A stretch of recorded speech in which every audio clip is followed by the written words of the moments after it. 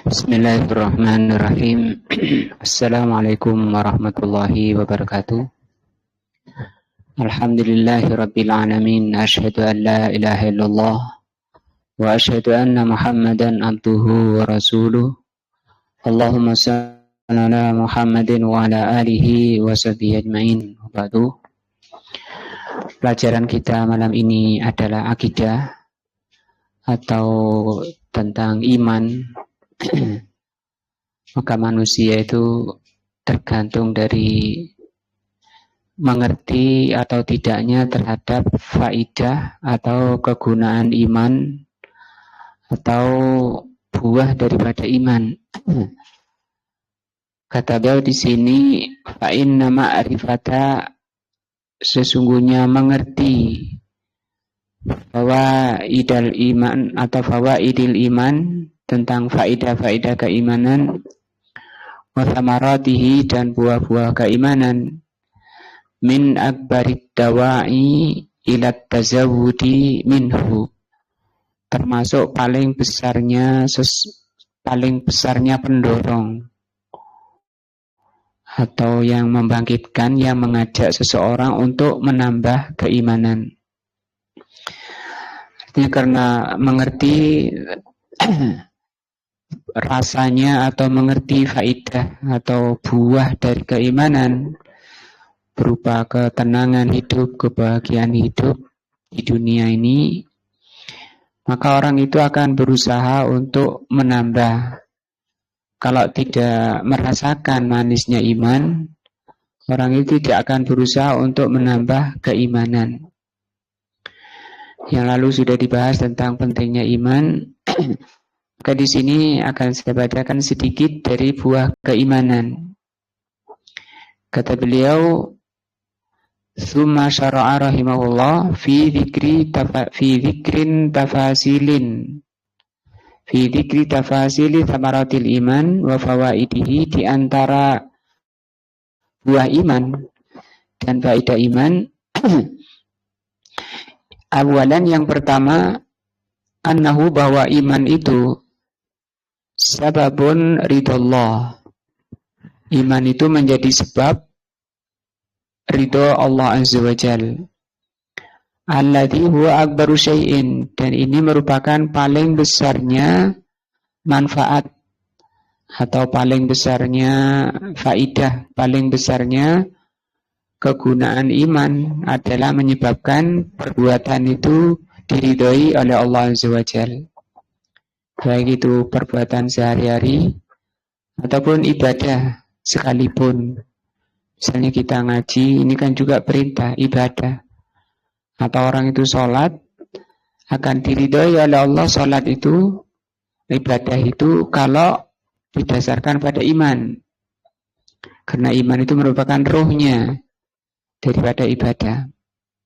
Sanian, yang kedua, jadi bahkan hidup ya, kalau seluruh ibadah itu mencakup semua yang dicintai dan diridhoi oleh Allah. Kemarin di tafsir Iyyaka na'budu sudah dibahas makna ibadah ya. Ibadah adalah ismun jami'un lima yuhibbuhullah wa yardah minal aqwali wal af'ali al-zahirati wal batinati. Kemarin pertemuan tafsir sudah dibahas makna ibadah, yaitu apa? Semua yang dicintai dan diridhoi oleh Allah, itu makna ibadah, baik perkataan maupun perbuatan, baik yang zahir maupun yang batin, sehingga tidak bisa dibatasi, bisa bernilai ibadah mulai dari bangun tidur sampai tidur lagi, bahkan tidurnya pun itu masuk ibadah.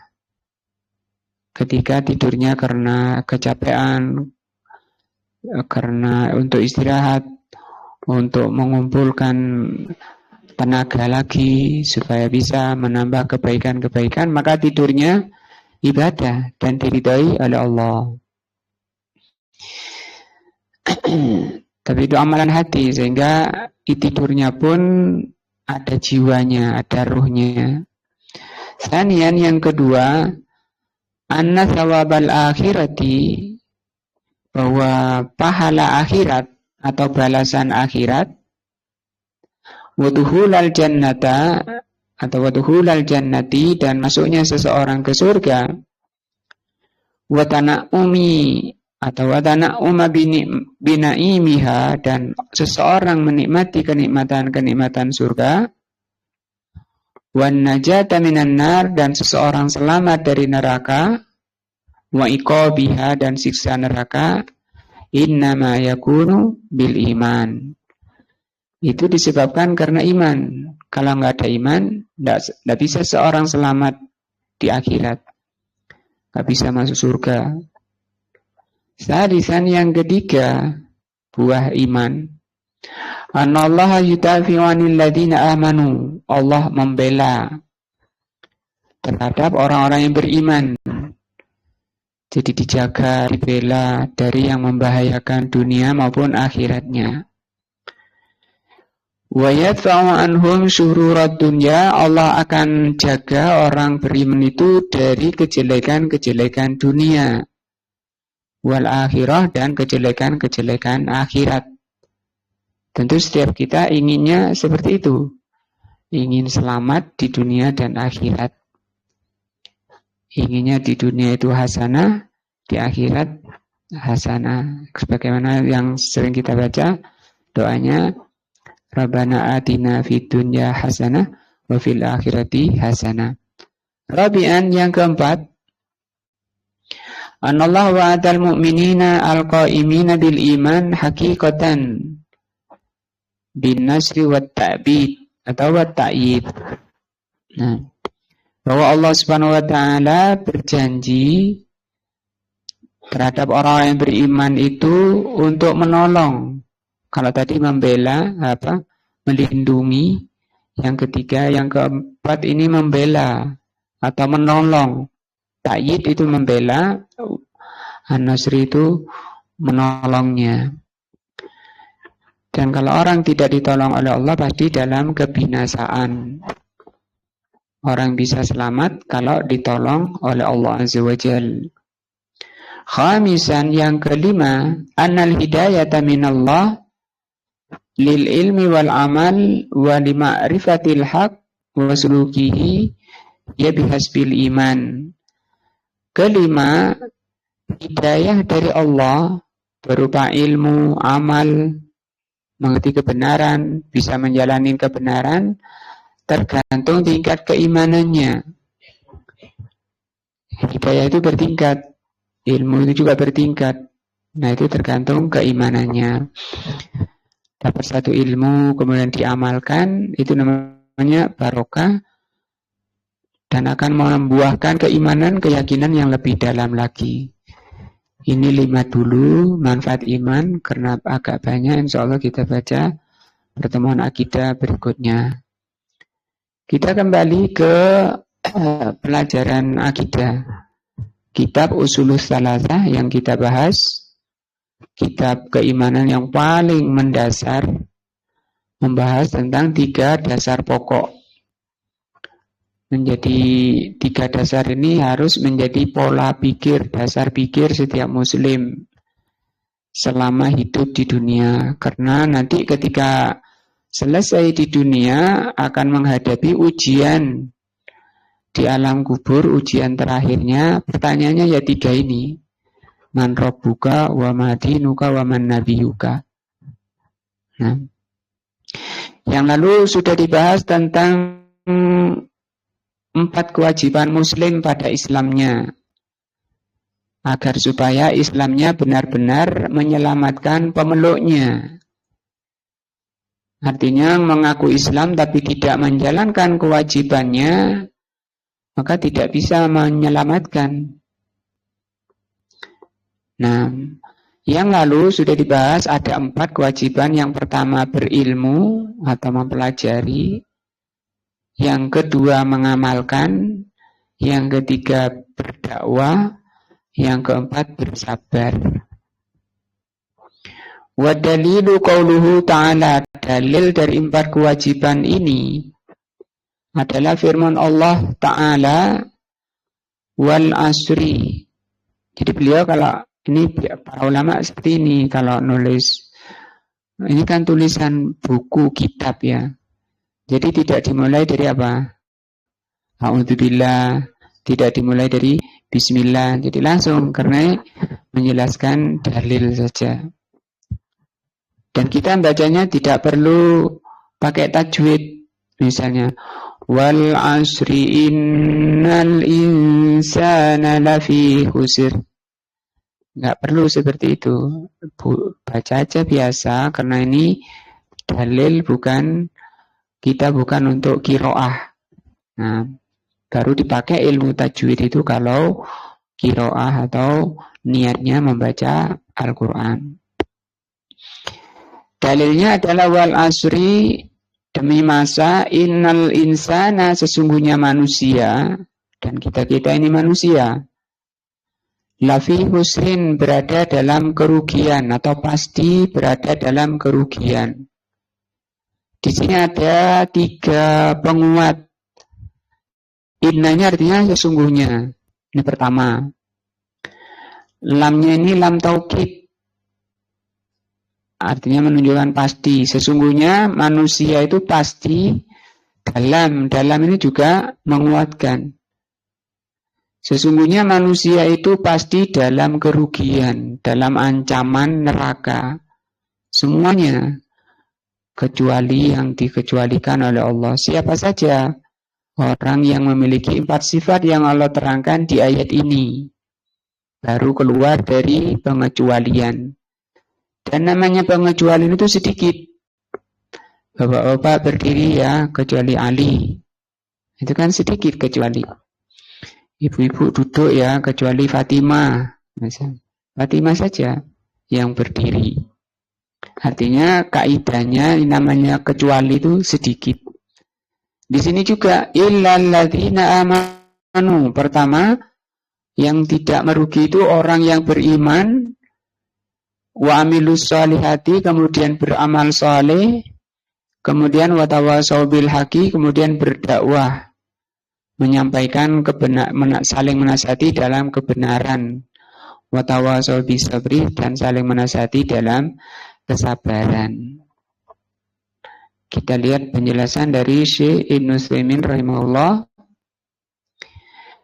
Qauluhu wad-dalilu, perkataan wad-dalilu ai ala hadhil maratibil arba'i. Yang dimaksud dalil di sini tentang 4 kewajiban yang sudah dibahas. Bahwa manusia muslim itu punya 4 kewajiban. Dalilnya mana? Nah, ini kan dibahas. Surat apa ini? Al-Asr. Wal asri, ini wawunya namanya waw sumpah. Waw qasam. Qasam itu sumpah. Makanya di belakangnya di kasroh karena ada waw sumpah, diartikannya demi.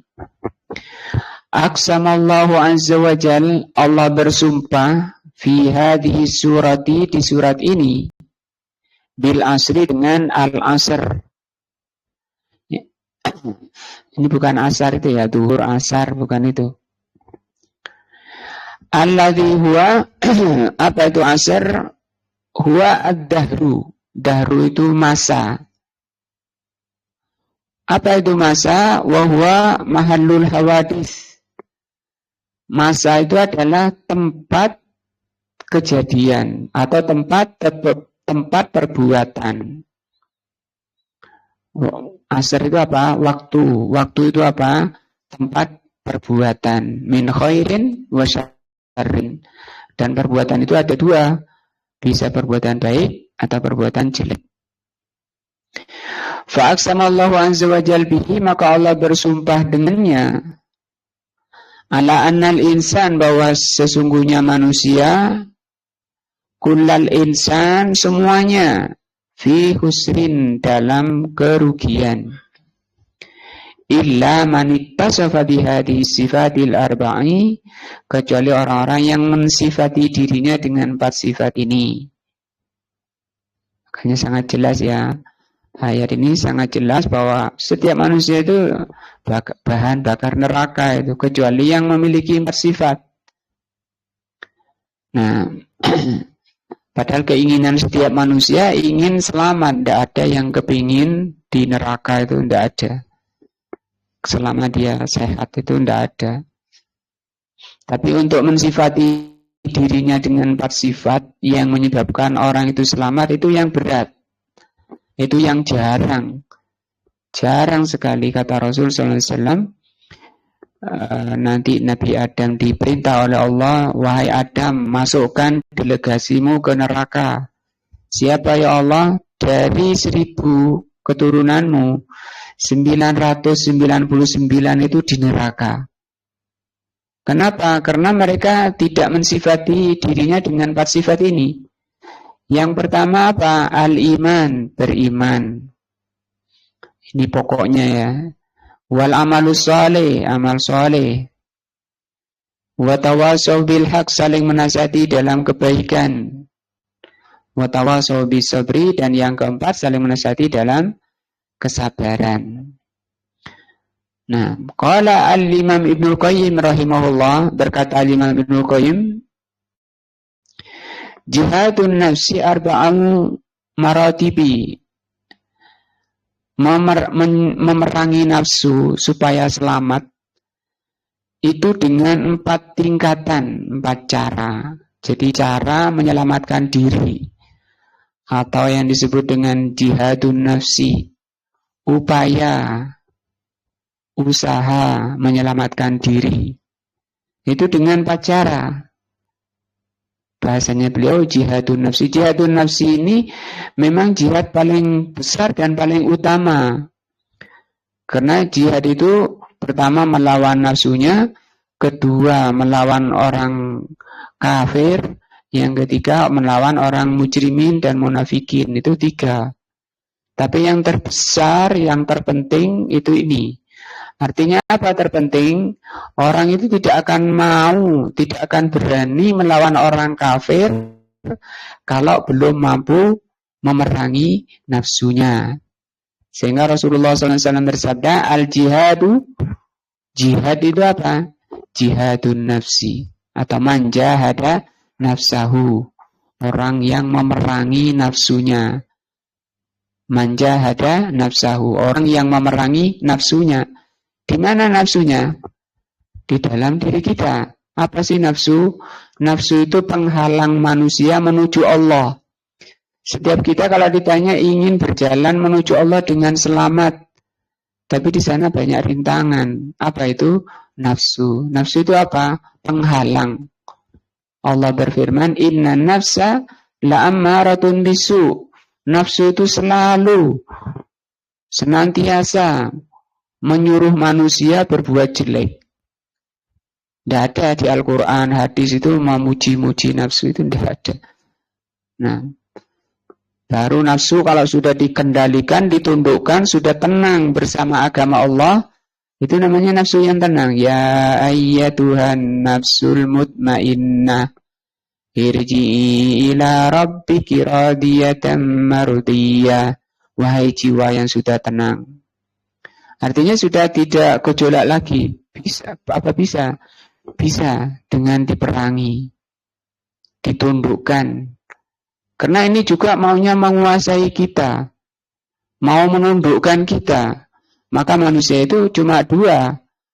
Ada yang dikuasai nafsu, itu orang binasa.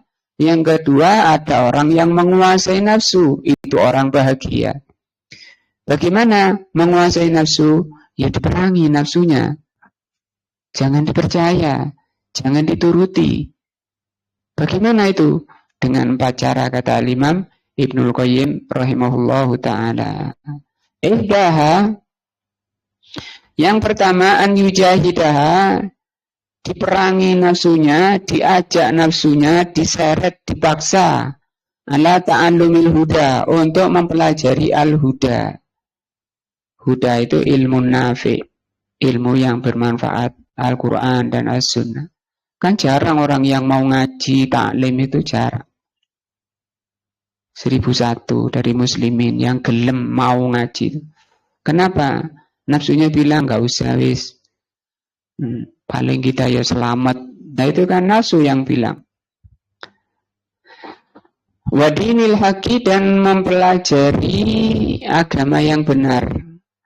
Alladzi la falaha laha, yang tidak akan berbahagia seseorang, wala sa'adata, dan tidak akan, falaha berarti beruntung, dan sa'adah berarti bahagia. Dan tidak akan beruntung serta tidak akan berbahagia fi ma'asyiha, baik di dunia ini, dia tidak akan mendapati ketenangan hidup di dunia.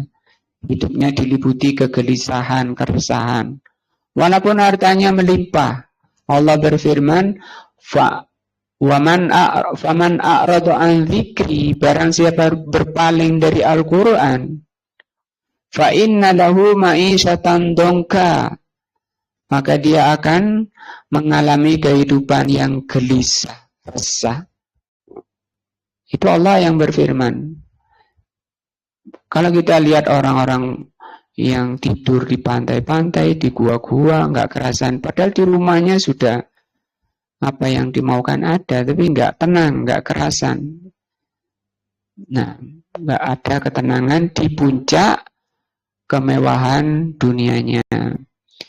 Wa ma'adiha, dan di akhiratnya apalagi. Kita lihat ayatnya, kan? Ya. Kita lihat ayatnya, sudah apa tadi? Toha. Faman arada an dzikri fa inna lahu ma'isyatan dongka. Surat Toha, surat berapa? 20 ayat 124. Kita lihat ayatnya. Allah berfirman, "Waman a'rada an dzikri." Ini dari Al-Qur'an. Fa inna lahu ma'isyatan dongka. Maka baginya kehidupan yang gelisah. Artinya lawan dari gelisah apa? Tenang, bahagia. Artinya ketenangan dan kebahagiaan itu adanya di Al-Quran dan As-Sunnah, itu sebabnya. Karena kebahagiaan, ketenangan itu karunia, rahmah, keutamaan dari Allah. Tidak ada di toko, apotik, itu enggak ada. Di sana hanya ada obat penenang. Begitu habis obatnya, kambuh lagi. Gelisah lagi, resah lagi. Wa nasruhu yaumal qiyamati a'ma. Di dunia itu mereka gelisah, resah, dan nanti di akhirat akan dikumpulkan dalam keadaan buta. Qala, maka dia komplain kepada Allah. Lima hasyartani a'ma, kenapa engkau kumpulkan kami buta ya Allah? Wa qad kuntu basira, dulu saya di dunia ini melihat. Qala, maka Allah menjawabnya, qala kadzalika, begitulah balasan.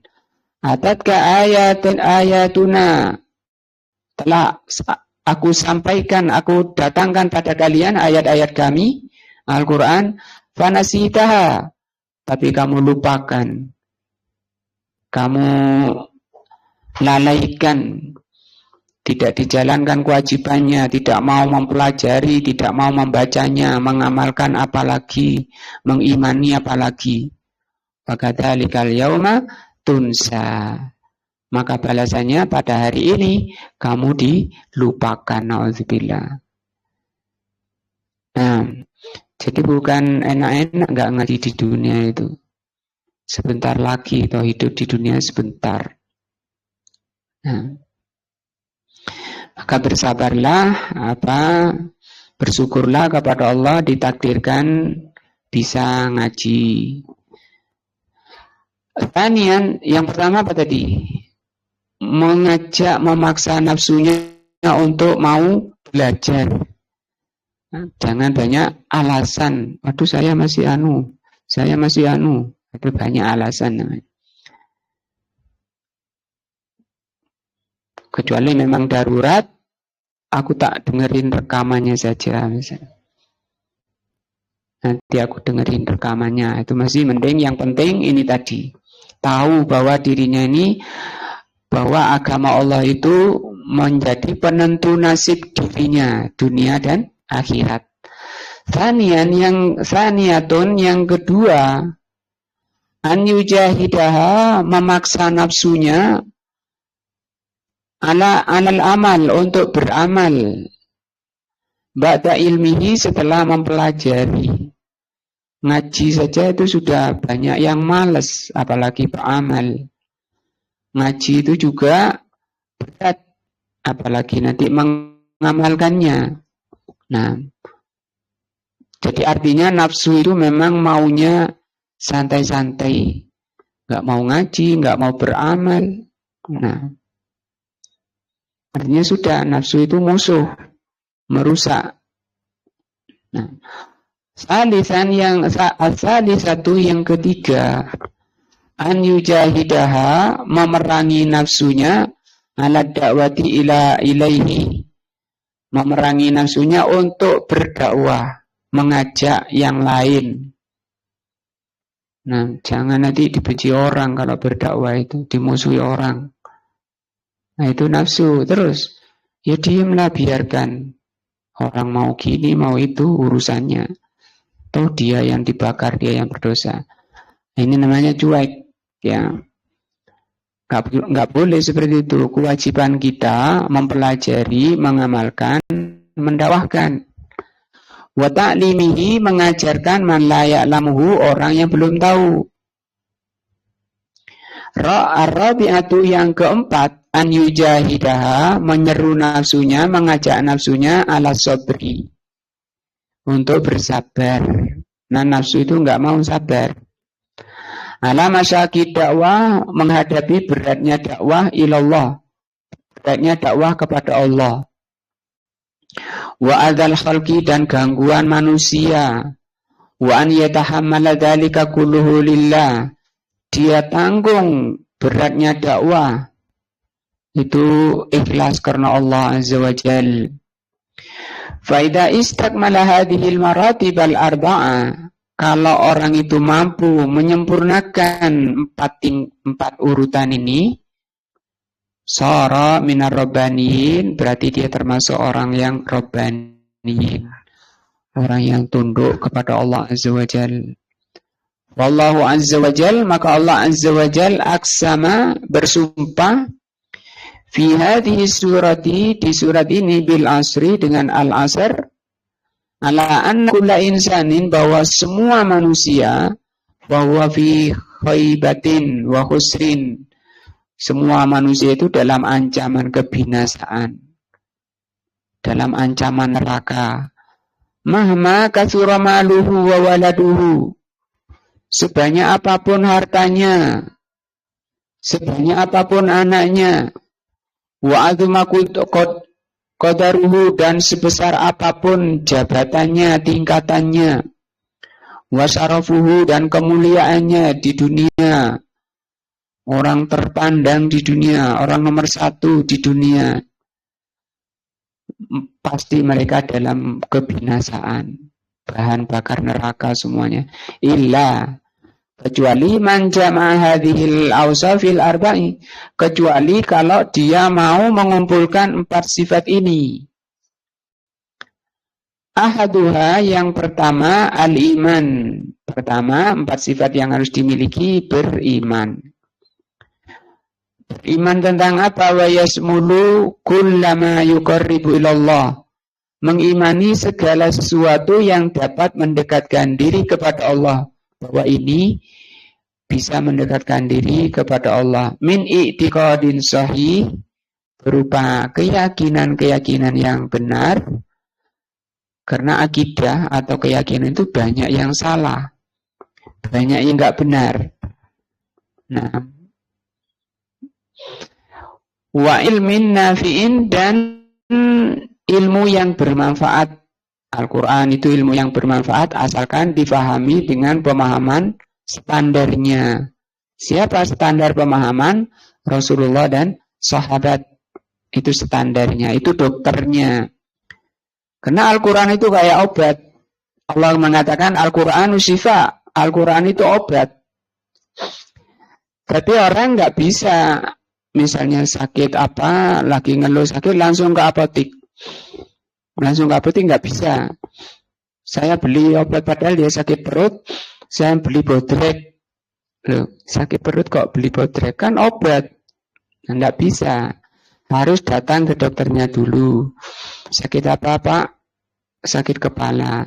Oh, kepala, sakit perut. Oh, dilihat, diperiksa perutnya. Oh, ini pakai Promax atau antasida. Itu jangan kasih Neosep, kasih bodrek sakit perut. Artinya apa? Orang nggak bisa, ini kan Al-Quran, kata Allah obat, kemudian dipahami sendiri, diyakini sendiri, dipelajari sendiri, tidak ada gurunya, diamalkan. Kemudian menyampaikan sana-sini, sudah kondang sana-sini, sudah viral, jadi ustadz. Padahal pemahamannya tadi dipahami sendiri. Asani yang kedua, al-amalus salih. Penyelamat yang kedua, sifat yang kedua adalah amal saleh. Apa amal saleh itu? Wa huwa kullu qaulin, setiap ucapan, au fi'lin atau perbuatan, yuqarribu ilallah, yang dapat mendekatkan diri kepada Allah. Karena tidak semua perbuatan, tidak semua ucapan mendekatkan diri kepada Allah. Bisa sebaliknya. Bi an yakuna fa'iluhu, caranya bagaimana supaya ucapan dan perbuatan bisa mendekatkan diri kepada Allah? Pelakunya harus lillahi mukhlisan. Lillahi mukhlisan, ikhlas karena Allah. Wali Muhammadin sallallahu alaihi wasallam muttabi'an, dan mengikuti contoh Rasulullah sallallahu alaihi wasallam di dalam berkata dan berbuat. Tidak boleh ngarang sendiri. Salisan yang ketiga, at-tawasi bil haq, sifat ketiga saling menasihati dalam kebaikan. Ada saudaranya, ada anaknya makan pakai tangan kiri, dinasihati, nggak boleh. Itu setan kalau makan pakai tangan kiri. Setan itu musuh. Harus kita jadikan musuh, itu perintah dari Allah untuk jadikan musuh. Wa huwa at-tawasi, yaitu saling menasihati alal fi'lil khair, untuk melakukan kebaikan. Pakai baju dari yang kanan, melepasnya dari yang kiri. Pakai sendal dari yang kanan, melepasnya dari yang kiri. Itu sunnah yang diajarkan oleh Rasulullah. Apabila dikerjakan dengan penuh iman, berkah, kebaikan, pahala, berbobot di sisi Allah, mendapat ridha Allah. Wal hatsu alaihi, dan mendorong yang lain untuk melakukan kebaikan-kebaikan. Wat tarhib fi, memberi semangat. Ar-rabi'u, yang keempat, at-tawasi bisabri, menasihati yang lain agar bersabar. Bi an yusiba ba'dhum ba'dha, satu dengan lainnya saling menasihati bisabri, untuk bersabar. Ala fi'li awamirillah, untuk melaksanakan perintah Allah. Wa tarki maharimillah, menjauhi apa yang diharamkan oleh Allah. Tahammuli aqdarillah, dan menanggung beban takdir Allah.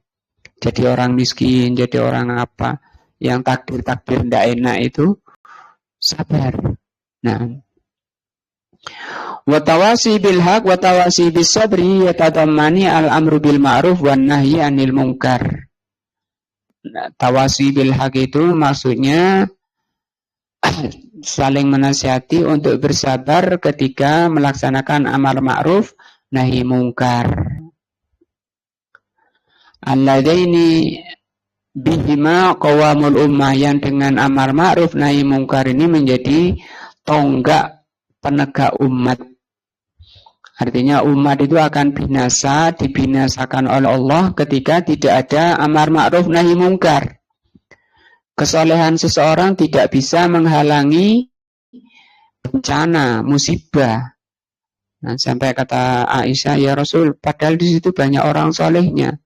Masa mereka juga dibinasakan? Iya, dibinasakan. Artinya kesolehan seseorang tidak menjadi penghalang bencana yang Allah turunkan pada suatu daerah yang sudah banyak kemungkaran dan kemaksiatannya. Yang jelas sebab murka Allah, sebab bencana dan musibah itu karena maksiat kepada Allah, karena durhaka. Tidak bisa itu dicegah kecuali dengan ini. Amar ma'ruf nahi mungkar. Maka kita tidak boleh membiarkan ketika ada saudara kita, teman kita melakukan kemungkaran. Wasalahuha wa nasruha, kebaikan umat tidak akan bisa kecuali amar ma'ruf nahi mungkar ditegakkan. Wa nasruha, dan suatu umat tidak akan mendapat pertolongan dari Allah. Wa sulus syaraf, dan tidak akan mencapai kemuliaan suatu bangsa, suatu umat, wal fadilah, keutamaan kecuali dengan amar ma'ruf nahi mungkar.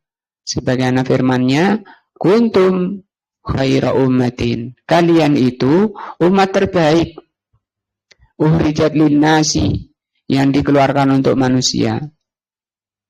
Engkau ta'muruna bil ma'ruf wa tanhauna 'anil munkar. Engkau memerintah dalam yang baik dan menghalangi dari yang mungkar. Wa tu'minuna billah, beriman kepada Allah di dalam amar ma'ruf nahi mungkar. Nah, insyaallah itu pelajaran kita malam ini, yaitu pelajaran akidah, membahas dalil kewajiban muslim pada Islamnya yang 4, ya. Apa itu? Berilmu, beramal, berdakwah, bersabar. Cuma 4 saja, surga insyaallah. Asal benar-benar jujur, ikhlas mengamalkannya. Semoga Allah Subhanahu wa taala mengaruniakan hidayah dan taufiknya kepada kita, diterima amalan baik kita, kemudian diampuni dosa-dosa kita, dihapusnya dan tidak dibalas dengan siksa. Wallahu a'lamu bishawab. Subhanakallahumma bihamdika asyhadu an la ilaha illa anta astaghfiruka wa atubu ilaika. Wassalamualaikum warahmatullahi wabarakatuh.